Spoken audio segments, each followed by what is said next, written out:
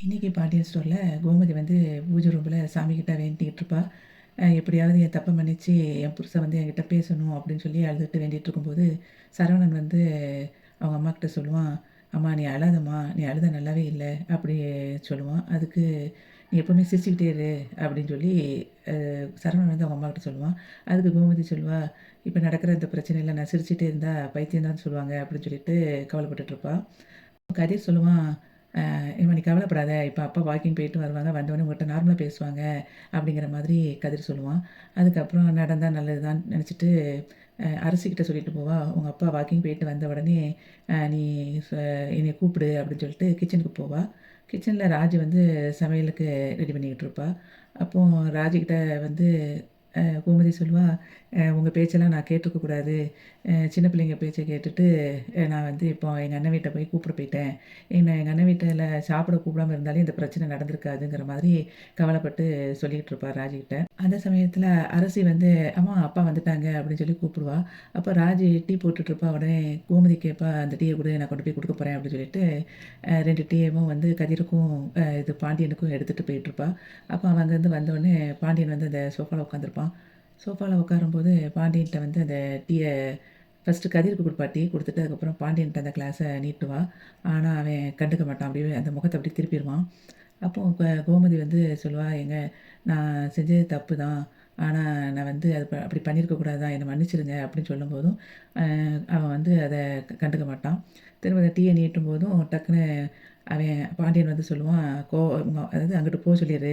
திரும்ப நான் எங்கிட்ட வீட்டுக்கு உண்மைக்குமே கோவப்பட்டு நான் எங்கேயாவது போயிருவேன். வீட்டுக்கு வராம இருந்துருவேன்" அப்படிங்கிற மாரி சொன்ன உடனே, கோமதி வந்து அந்த டீய அரசிக்கிட்ட குடுப்பா. அப்ப அரசி வந்து அவங்க அப்பாகிட்ட டீய நீட்டுனோனே, அவங்க அப்பா வாங்கி குடிச்சிருவான் அந்த டீய. அப்போ சோகமாவே கோமதி வந்து அப்படியே கிச்சனுக்கு போயிருவா. கிச்சன்ல போய் அப்படியே சோகமா இருக்கும்போது, பின்னாடியே இவன் வருவான். யாரு கதிர் வந்து சொல்லுவான், "அம்மா டீ இது நல்லா இருந்தது. சூப்பரா இருந்துச்சு. டீ சூப்பரா இருந்தது" அப்படிங்கிற மாதிரி சொல்லுவான். அதுக்கப்புறம் சொல்லுவான், "நீ இன்னைக்கு என்ன சமையல்மா?" அப்படின்னோனே, "இன்னைக்கும் சாம்பார் தான்" அப்படிங்கிற மாரி பேசுவான். அப்போ அப்பாவுக்கு இது பிடிக்கும்லம்மா, அப்பாவுக்கு பிடிக்கிற இந்த வெண்டைக்காய் சாம்பார் வைன்னு சொல்லிட்டு அவன் போயிருவான். அதுக்கப்புறம் இங்க வந்து மயில காட்டுவாங்க. மயில் வந்து வீட்ல அவங்க தங்கச்சி வந்து ஒரு மொபைல்ல வந்து அந்த ஃபோட்டோ பார்த்துட்ருப்பா. அந்த பாண்டியன் ஃபேமிலி எல்லாரும் முன்னாடியே உட்காந்து சாப்பிட்ற மாரி உள்ள ஃபோட்டோ வந்து அவகிட்ட இருக்கும். அத அவங்க அம்மாட்ட காட்டி, இப்போ அவங்க எல்லாரும் சேர்ந்துட்டாங்க போல, பரவாயில்லையே அப்படியே போயிருவாங்கன்னு நெனச்சேன்" அப்படிங்கிற மாதிரி மயிலோட தங்கச்சி அவங்க அம்மாகிட்ட சொல்லிட்டுருப்பா. "எங்க காட்டு" அப்படின்னு சொல்லி பார்க்கும்போது, மயில் அம்மாவுக்கு வந்து கோவம் வரும். அ என்ன சொல்லுவான்னா, "இங்க என் பொண்ணு வந்து வாழ்க்கைய தொலைச்சுக்கிட்டு இருக்கா. இவங்க எல்லாம் சந்தோஷமா இருக்காங்க. அவங்க வீட்டுக்கு என்னலாம் பண்ணா, அது கூட அவங்களுக்கு நன்றி விசுவாசம் இல்ல." அப்படிங்கிற மாரி, "அவங்கலாம் நல்லாவே இருக்க மாட்டாங்க." அப்படிங்கிற மாரி பேசிட்டு இருக்கும்போது, இவ மயில் அங்க வருவா. அத கேட்டுட்ருப்பா. அப்போ மயில பார்த்த உடனே இவ தங்கச்சிக்காரி வந்து கண்ண காட்டுவா அவங்க அம்மாகிட்ட. உடனே அவங்க அம்மா சொல்லுவா, "இவளுக்காக நீ கண்ண காட்டிக்கிட்டு இருக்கியா? அவளே வந்து அவ வாழ்க்கைய தொலைச்சுக்கிட்டு இருக்கா. அவளுக்கு இனிமே இதாவது பார்த்துட்டு புரியட்டும். எப்ப பார்த்தாலும் நம்மளையே குறை சொல்லிட்டு இருக்கால்ல. அவங்க அம்மாவ நம்ப மாட்டா. அவங்க வீட்ட நல்லா நம்பிக்கிட்டு இருப்பாள்ல. அவட்ட காட்டு" அப்படிங்கிற மாரி சொல்லுவா மயிலோட அம்மா. அந்த டைம்ல மயில் வந்து அந்த ஃபோட்டோவ பார்த்துட்டு ஒரே ரொம்ப அழுவா. அழுதுட்டே சொல்லுவா, "ஏம்மா இப்படி என்ன கூட நினைக்காம இருக்கிறாங்க." அந்த மாதிரி ரொம்ப ஃபீல் பண்ணி அழுதுட்டுருப்பா. அதுக்கப்புறம் இங்க வந்து மீனாவும், செந்திலையும் காட்டுவாங்க.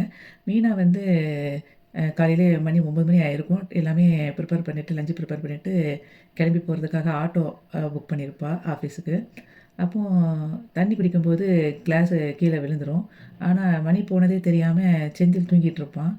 கிளாஸ் விழுந்த சவுண்ட கேட்டோனே அவன் எந்திரிச்சுருவான். எந்திரிச்சு வந்து பார்க்கும்போது, அ 9 மணி ஆயிட்டு ஏன் என்னை எழுப்பி விடல? அப்படின்னு சொல்லிட்டு மீனாட்ட கேட்பான். அப்போ மீனா சொல்லுவா, நேத்து என்ன சொன்னீங்க? பேசவே கூடாதுன்னு சொல்லிட்டீங்கல்ல. அப்படி இருக்கும்போது நான் உங்ககிட்ட எதுக்கு உங்கள எழுப்பி விடணும்? அப்படின்னு சொல்லி கேட்கும்போது, லேட் ஆகுதுல்ல" அப்படின்னு சொல்லி செந்தில் சொல்லுவான். அதுக்கு மீனா சொல்லுவா, "நான் அலாரம் வச்சு எந்திரிச்ச மாரி நீங்களும் எந்திரிச்சிருக்கணும்" அப்படின்பா.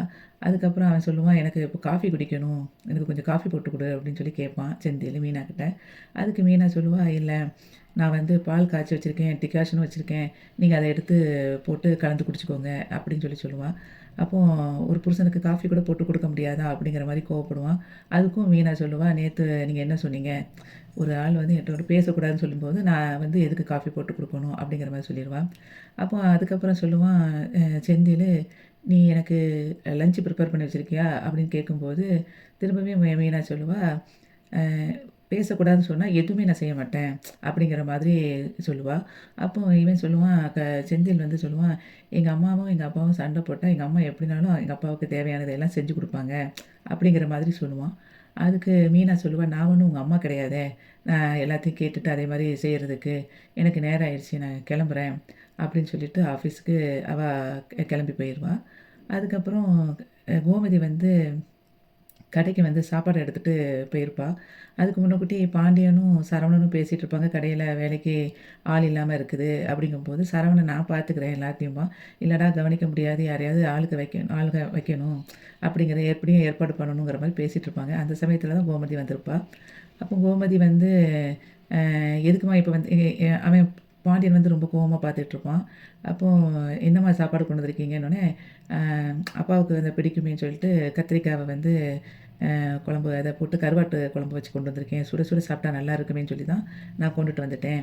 அப்படின்னு சொல்லுவா. அப்பவும் வந்து அவன் அப்படியே கோவத்தில பார்த்துக்கிட்டு இருப்பான் பாண்டியன். அதுக்கப்புறம் சொல்லுவா, "கடையில ஆள் இல்லாதனால நான் வேணா கடைக்கு வரட்டுமா?" அப்படின்னு கேட்ட உடனேயே பாண்டியனுக்கு கோவம் வந்து, "உங்க அம்மாவ முதல்ல போக சொல்லு வீட்டுக்கு. இப்ப இவ வேலை பார்த்து தான் எனக்கு ஆக போகுதா?" அப்படிங்கிற கோவத்தில, "நீ முதல்ல அவள கொண்டு வீட்ல கொண்டு விட்டுட்டு வா" அப்படின்னு கத்த ஆரம்பிச்சுருவான். அத கேட்டவுடனே சரவணன் சொல்லுவான், "அம்மா வாம்மா வீட்டுக்கு போவோம்." அப்படிங்கும்போது, "இல்லடா, இல்லடான்னு" சொல்லிட்டு இருக்கும்போது, கண்ண கண்ண காட்டி சரவணன் வாம்மா அப்படின்னு சொல்லிட்டு கூட்டிட்டு போயிருவான். இன்னைக்கு பாண்டியன் ஸ்டோர்ல இதுதான் நடந்தது. வீடியோவுக்கு ஒரு லைக் குடுத்து, சேனல சப்ஸ்கிரைப் பண்ணுங்க. நன்றி.